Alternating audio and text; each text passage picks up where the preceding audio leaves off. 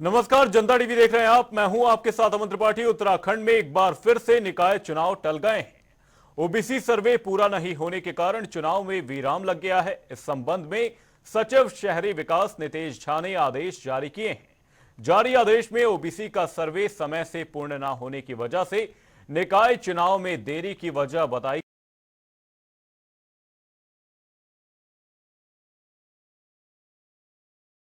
Court में मामला होने की वजह से 6 महीने के लिए सभी निकायों में प्रशासक तैनात कर दिए गए थे।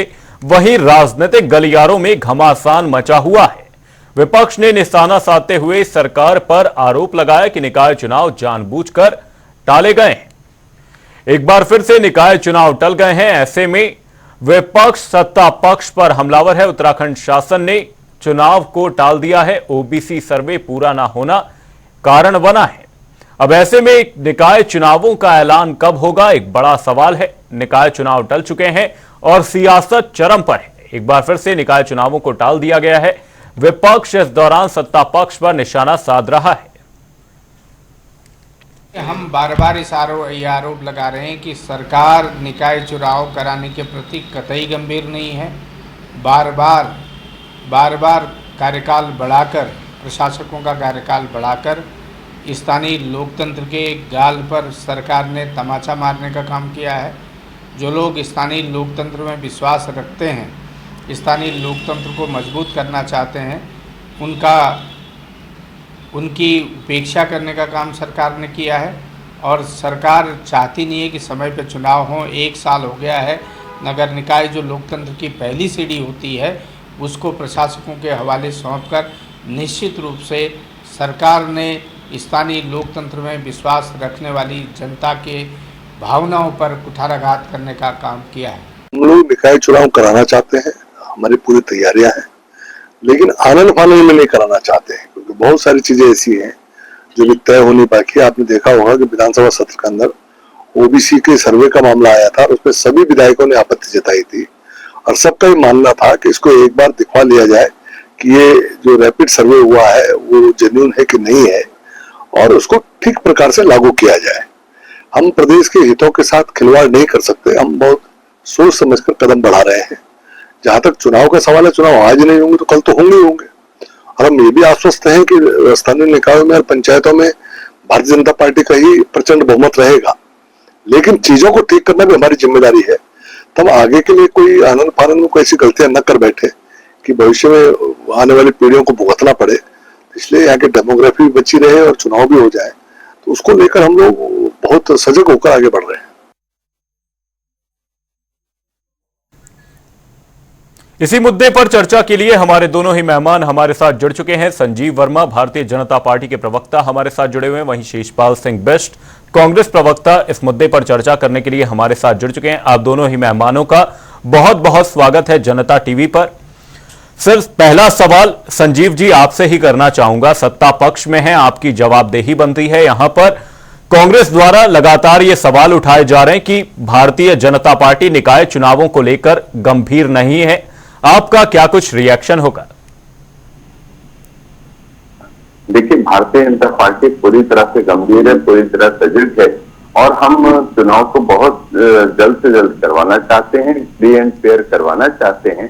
और अभी जिस तरह से ओबीसी आरक्षण का जो प्रक्रिया है वो पूरी तरह से गतिमान है और परिसीमन की प्रक्रिया भी पूरी तरह से गतिमान रही है, और किंतु उसमें कुछ टेक्निकल प्रॉब्लम्स आने की वजह से प्रवर समिति को वो उसका पूरा ड्राफ्ट भेजा गया है। संभवतः 1 माह के अंदर जो प्रवर समिति की जो भी रिपोर्ट्स हैं वो आ जाएंगी और जल्द से जल्द सरकार, क्योंकि ऐसे समय पर भी सरकार ने जो चुनाव का प्रोसेस है वो पूरी तरह से वो एक प्रक्रिया में है और मैं सोचता हूँ बहुत जल्द से जल्द हम लोग चुनाव करवाएंगे। और सरकार अपनी तरफ से चाहती है कि जल्दी से जल्दी चुनाव हो, किंतु कांग्रेस पार्टी जिस तरह से लगातार हर बात के ऊपर झूठ बोलने का काम करती है, मुझे लगता है कि इनकी आदत ही पड़ गई है।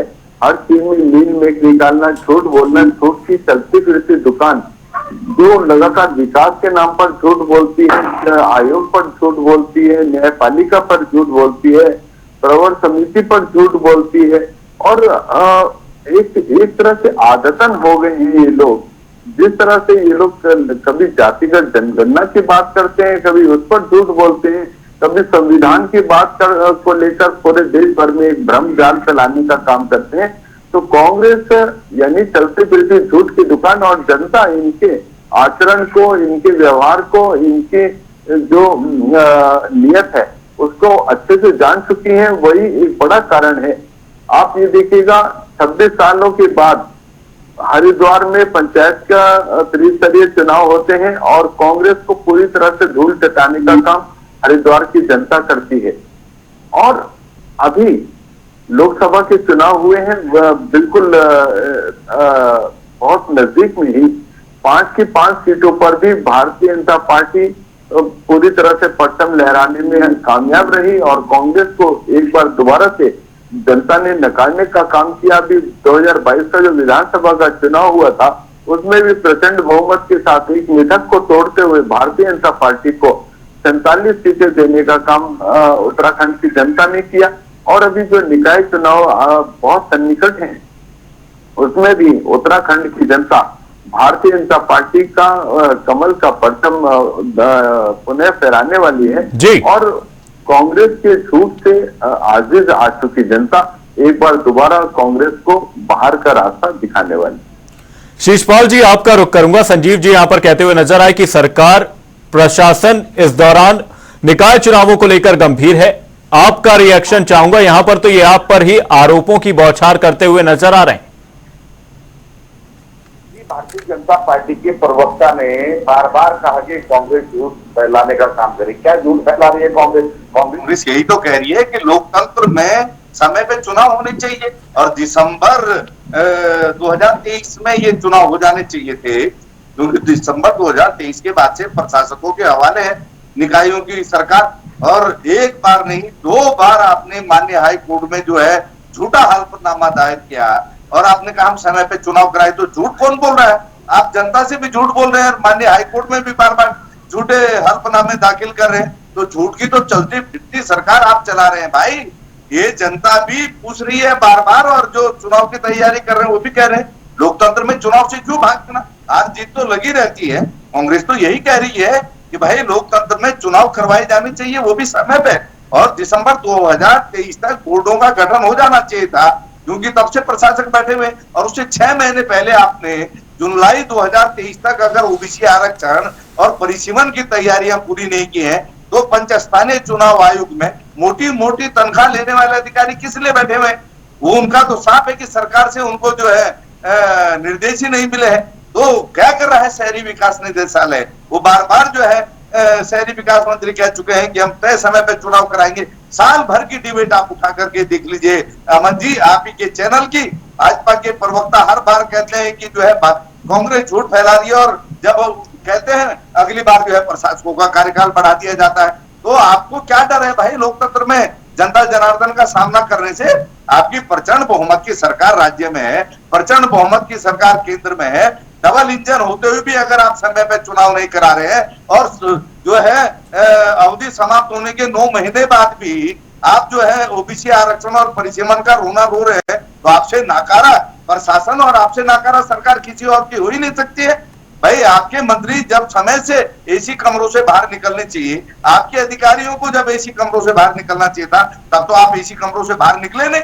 और माननीय हाईकोर्ट को भी बार बार आप गुमराह करने का काम कर रहे हैं। हर बार आपका बयान यही होता कि कांग्रेस झूठ बोल रही है, हम तो पूरी शिद्दत से तैयारी कर रहे हैं, बस केवल ओबीसी आरक्षण का एक मामला है वो नहीं हो पा रहा इनसे पूरा। तो ऐसे नालायक लोगों की इस प्रदेश की जनता को जरूरत नहीं है जो अपने कर्तव्य का पालन समय पे ना कर पाए, और बार बार जो है आप जो है प्रशासकों का कार्यकाल बढ़ा रहे हैं। 9 महीने ऊपर हो गए हैं, और 9 महीने बाद फिर एक बार जो है प्रशासकों का कार्यकाल बढ़ा दिया गया है। और मैंने जितनी भी डिबेट हुई है उसमें 1-1.5 महीने पहले से ही कहा था कि मैं गारंटी के साथ कह सकता हूं कि इस बार भी जो है सरकार अपना वादा पूरा नहीं करेगी और समय पे चुनाव नहीं कराएगी, और हमारी आशंकाएं सच साबित हुई। कल फिर से प्रशासकों का कार्यकाल बढ़ा दिया गया है। तो क्या है इनके मन में? आपने अगर निकायों में विकास के काम किए होते तो आप चुनाव से ना भागते। आप देख लीजिए अमन जी, अपनी टीम को भेज करके, किसी भी निकाय में ड्रेनेज का सिस्टम नहीं है, किसी भी निकाय में नए पार्क नहीं बने हैं। पुराने पार्कों की हालत इतनी खराब है कि वहां आप जाने का मन भी नहीं करेगा आपका। आपने नालियां नहीं बनाई है, स्ट्रीट लाइटें नहीं लगी हैं, सफाई की व्यवस्था चरमराई हुई है। महानगर देहरादून में या भटवार बताइए, कूड़े का वो अंबार है कि नाक पर हाथ रखे बिना आप निकल नहीं सकते। जो भी पर्यटक आते हैं पूरे देश के कोने कोने से, वो कहते हैं कैसी राजधानी है। आपने जो है बारात में वो हालत है राजधानी देहरादून की कि आप जो है पैदल निकलना तो दूर, गाड़ी से निकलने की भी नहीं सोच सकते। और बातें बड़ी बड़ी हैं कि कांग्रेस झूठ फैला रही है। भाई 7 साल से प्रचंड बहुमत की सरकार आपकी है इस राज्य में, जवाबदेही भी आप ही की है। अगर समय पे चुनाव नहीं होंगे, समय पे अगर विकास के काम धरातल पे नहीं दिखाई देंगे, अगर लोगों को जो है व्यवस्था से जूझना पड़ेगा, तो कौन इसका जवाब देगा? आप ये कह के साहब कांग्रेस झूठ बोल रही, अरे भाई कांग्रेस तो वही बात कह रही है जो परेशानी जनता को हो रही है, और बार बार चुनाव टाले जा रहे हैं, प्रशासकों का कार्यकाल बढ़ रहा है, इसमें कौन सा झूठ है? 2 बार आपने जो है हल्फनामा माननीय हाई कोर्ट में दाखिल कर दिया कि तय समय पे चुनाव कराएंगे, फिर क्यों नहीं करवा पा रहे आप जो है तय समय पे चुनाव? क्यों झूठ बोल करके आप जो है माननीय हाई कोर्ट को और जनता को गुमराह कर रहे हैं? तो कौन सच बोल रहा है, कौन झूठ बोल रहा है, ये जनता जनार्दन भी अब जानती है। टीवी बिल्कुल शिषपाल जी, संजीव जी का जवाब ले लेते हैं, संजीव जी का जवाब ले लेते हैं। शिषपाल जी, आपको रोकना चाहूंगा। संजीव जी, डर किस बात का है और जनता से इस तरह की वादा खिलाफी क्या सही है? क्योंकि एक लोकतांत्रिक प्रक्रिया में जनता जहां पर जनार्दन है, जनता की कई एक्सपेक्टेशंस होती हैं, और ऐसे में चुनाव समय पर नहीं हो पाना एक यहां पर प्रशासन का फेलियर भी दर्शाता है। अमन जी, देखिए, डर यदि किसी को है तो वो कांग्रेस पार्टी को है। भारतीय जनता पार्टी की हमारी जो सरकार है वो लगातार गुड गवर्नेंस की नीति पर चल रही है, जन जन का विकास करने पर। माननीय मुख्यमंत्री श्री पुष्कर सिंह धामी जी, जिनका एक ही मोटो है 2025 में उत्तराखंड को देश का सर्वश्रेष्ठ राज्य बनाना, और उसी दिशा में वो लगातार काम कर रहे हैं। चाहे हम निकाय की बात करें, पंचायतों की बात करें, चाहे हम पीडब्ल्यूडी की बात करें, स्वास्थ्य की बात करें, शिक्षा की बात करें, किसान की बात करें, मातृशक्ति के रोजगार की बात करें, युवाओं के रोजगार की बात करें, हर कहने का भाव ये है कि हर क्षेत्र जो कैसे आगे बढ़े, कैसे उन्नत हो, और जो हमारा पर्वतीय क्षेत्र है वहां पर हम लोग बागवानी को कैसे ज्यादा से ज्यादा डेवलप करें, कैसे हम ज्यादा से ज्यादा वहां पर स्थानीय युवाओं को रोजगार से आच्छादित करें, कैसे हम जिस तरह से हमने होम स्टे की योजना को बहुत अच्छे से चलाया है। 4,500 से ज्यादा होम स्टे आज उत्तराखंड में गतिमान है, और उसमें मैं सोचता हूँ लगभग 30 से 40 हजार स्थानीय युवाओं को वहाँ रोजगार मिला है। तो हमारा तो जो एक विजन है वो विकास का विजन है। आप लेकिन संजीव जी, यहाँ पर सवाल यहाँ पर यह है कि अगर निकाय सुदृढ़ नहीं होगा तो विकास कहां से हो पाएगा? अमन जी, मैं आ रहा हूं आपकी बात से। अभी मेरे प्रिय मित्र शिषपाल जी कह रहे थे कि नालियां नहीं है, ये नहीं है, वो नहीं है। तो श्रीमान जी देखिए, वास्तविकता तो आपको ही पता है तो सब कुछ, लेकिन आपकी मजबूरी है कि टीवी के ऊपर बैठ के आप सरकार की तारीफ तो कर नहीं सकते। ये आपकी एक मजबूरी भी हो सकती है, लेकिन वास्तविकता ये है कि आज स्मार्ट सिटी के तहत स्मार्ट टॉयलेट, स्मार्ट सड़कें, स्मार्ट पूरा सिस्टम, और आज आप ये देखिएगा जो चीजें विगत 24 साल इस प्रदेश को बने हो गया, आज इतना खूबसूरत देहरादून शहर, जो लोग बाहर से आते हैं वो यहाँ की बुरी बुरी प्रशंसा किए बगैर रह नहीं पाते। तो मैं सोचता हूँ एक देखने का एक नजरिया भी होता है। आम जन को बहुत खूबसूरत लगता है, लेकिन कांग्रेस पार्टी इनकी मजबूरी, क्योंकि विपक्ष में है, अब सरकार की तारीफ तो कर नहीं सकते, इसलिए विकास के नाम पर इनको दृष्टि दोष हो जाता है। तो श्रीमान जी एक अच्छा सा चश्मा भी अपना चेंज कराइए, जिससे आपको विकास भी लगातार दिखता रहे। और अभी जिस तरह से पिछला जो हमारे निकाय के चुनाव हुए थे, उसमें भी भारतीय जनता पार्टी ने अपना परचम लहराया था। इस बार भी उससे कहीं अधिक निकायों पर भारतीय जनता पार्टी अपना परचम लहराने वाली है। ये सब कुछ तभी होता है क्योंकि जनता के हाथ में सरकारों की भी डोर है, निकाय की भी डोर है और पंचायतों की भी डोर है। जो अच्छा काम करेगा जनता बार बार उसको चुनेगी। भारतीय जनता पार्टी ने बहुत बेहतरी के साथ काम किया है। 2017 में भी भारतीय जनता पार्टी को प्रचंड बहुमत से जिताकर जनता ने भेजा और 2022 में भी प्रचंड बहुमत से जिताकर जनता ने भेजा। और मैं सोचता हूँ उसी का अभी जैसे मैंने हरिद्वार का भी आपके सामने जिक्र किया था, लोकसभा का भी जिक्र किया था, अभी जो अभी जो वर्तमान में हमारे निकाय के चुनाव बहुत शीघ्र आने वाले हैं, तो उसमें भी जो हमारी जो हमने डेवलपमेंट किया है, जो हमने विकास किया है, उस विकास के नाम पर ही जनता अपना आशीर्वाद देगी, अपनी सहमति की मोहर लगाएगी और जनता पूरी तरह से संतुष्ट है हमारी सरकार। आप ये देखिए अमन जी, अभी माननीय मुख्यमंत्री जी के द्वारा प्रत्येक विधायक को, चाहे वो भारतीय जनता पार्टी का हो, चाहे कांग्रेस पार्टी का हो, चाहे अन्य किसी दल का हो, उन सभी विधायकों को बुलाया गया और उनको कहा कि अपने क्षेत्र की कोई ऐसी प्रमुख 2-2, 3-3 ऐसी योजना परियोजना आप बताएं और जिसमें हम कार्य कर सकते हैं, जिसमें हम 10-10 करोड़ रुपए तक का, उन्होंने कहा कि अपने क्षेत्र में के डेवलपमेंट के लिए आप अपनी ऐसी योजनाएं लेके हैं। तो उनका उसके पीछे जो मंतव्य था वो था केवल और केवल विकास का। वो चाहते हैं कि उत्तराखंड के कोने कोने का विकास हो और राजनीति से ऊपर उठते हुए क्योंकि और आप ये देखिएगा अन्य जो कांग्रेस शासित प्रदेश हैं या अन्य इंडी गठबंधन से शासित प्रदेश हैं, वहां पर इस प्रकार का बिल्कुल देखने को नहीं मिलता। वहां एक तरह से जो शत्रुवत व्यवहार विपक्ष के साथ होता है वो किसी से छुपा हुआ नहीं है, किंतु भारतीय जनता पार्टी हमेशा राजनीति से ऊपर उठते हुए केवल विकास को एक विकास के एजेंडे पर चलती है। और ऐसे में चाहे वहां पर कांग्रेस का विधायक है चाहे भाजपा का विधायक है, अपने क्षेत्र का विकास होना है, जन जन का विकास होना है और विकास के मुद्दे पर ही हम जनता के बीच हमेशा जाते हैं और जनता का अपेक्षित प्यार प्रेम स्नेह भारतीय जनता पार्टी को लगातार मिलता रहे। शीशपाल जी, यहां पर संजीव जी कहते हुए नजर आए कि आपको अपना चश्मा चेंज कराने की जरूरत है, साथ ही आपको विकास नजर नहीं आता है। साथ ही संजीव जी कहते हुए नजर आ रहे हैं कि राजनीति से ऊपर उठकर यहां पर सरकार का साथ देना चाहिए, सरकार के कार्यों को भी देखना चाहिए। आपका जवाब? देखिए, जिस तथा कथित विकास की बात भारतीय जनता पार्टी के प्रवक्ता कर रहे हैं, जिस चश्मे की बात ये कर रहे हैं, वो चश्मा तो भाजपा ही चश्मा हो सकता है। वो चश्मा संजीव जी को ही मुबारक।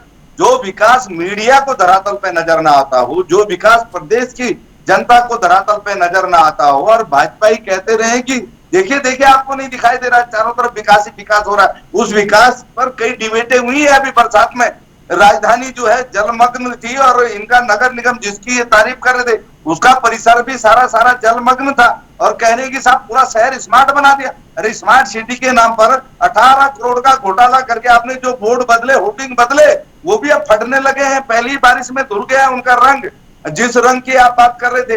और आप जो है बता नहीं पा रहे कि वो जिस स्मार्ट सिटी की आप बात कर रहे हैं वो है क्या।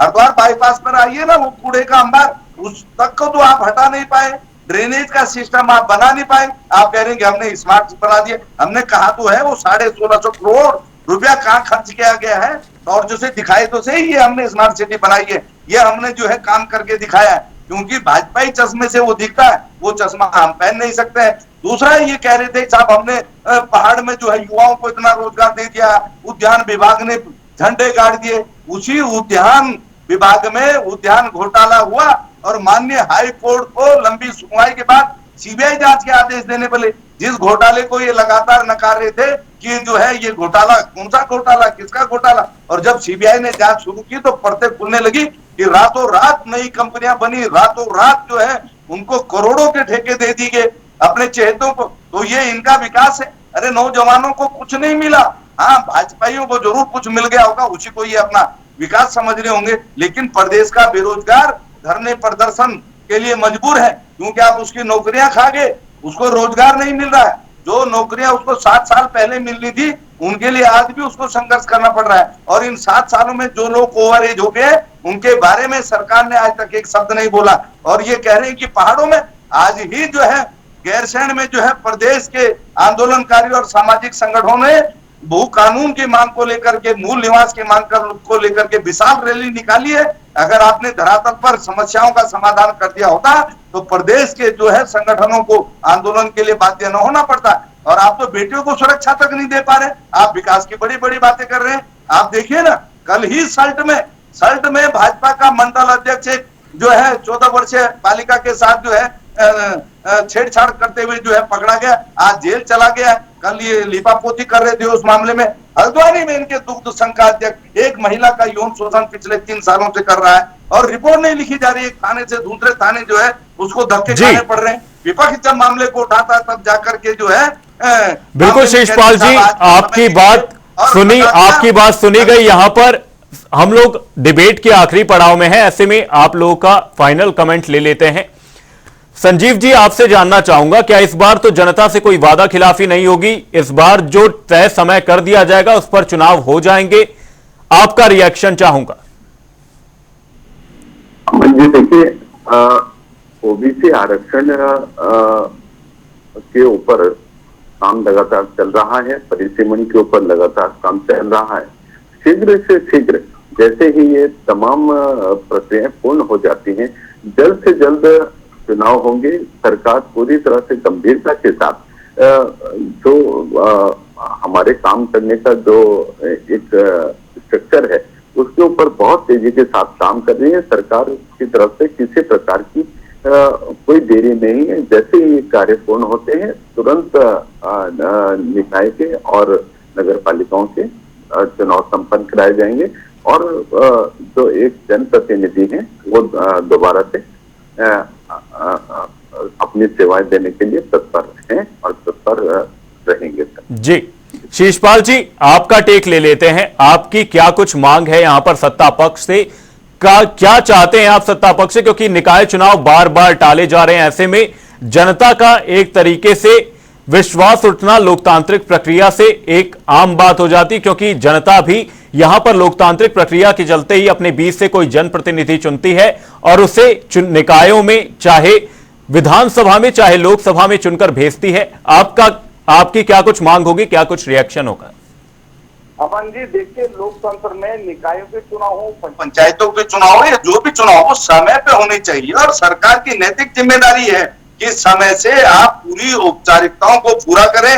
जो भी इसमें टेक्निकल चीजें करनी है वो समय से पूरी होनी चाहिए। 9 महीने बाद भी अगर सरकार की ओर से बयान आ रहा है कि हम जल्दबाजी नहीं करना चाहते, साहब ओबीसी आरक्षण का मामला अभी हमने नहीं पूरा किया है, हमने परिसीमन का मामला नहीं निपटाया है, तो आपसे नकारा सरकार किसकी हो सकती है? अगर आपने जो है समय पे ये सारे काम पूरे नहीं किए और जो है आप लोकतंत्र को इंतजार करवा रहे हैं, बार बार जो है प्रशासकों का कार्यकाल बढ़ा रहे हैं। क्योंकि जनता जनार्दन भी चाहती है कि निकायों में चुने हुए प्रतिनिधियों जिससे के समूह को अपनी समस्याओं को आसानी से रख सके। प्रशासकों के पीछे कहां जनता दौड़ती फिरेगी? प्रशासक तो ठहरे ही नौकर साहब भाई, उनके तो एक समय होता है। अपने चुने हुए प्रतिनिधि को आदमी रात के 12 बजे भी पकड़ सकता है कि मेरी ये समस्या है, इसका समाधान करो। और जनप्रतिनिधि जो चुनावा होता है, चाहे इनका हो या हमारा हो या किसी और का हो, वो जनता के प्रति जवाबदेह होता है और निश्चित तौर पर वो काम भी करता है। तो भाई चुने हुए, बिल्कुल शिषपाल जी, समय हमें इतनी ही गवाही दे रहा है, समय हमें इतनी ही इजाजत दे रहा है। एक बार फिर से निकाय चुनाव टल गए हैं। बहुत बहुत धन्यवाद आप दोनों ही मेहमानों का इस चर्चा में जुड़ने के लिए। इस बार निकाय चुनाव टले हैं और मुद्दा रहा, अब देखना जरूरी यही होगा कि निकाय चुनाव आखिर कब होते हैं। फिलहाल के लिए इस चर्चा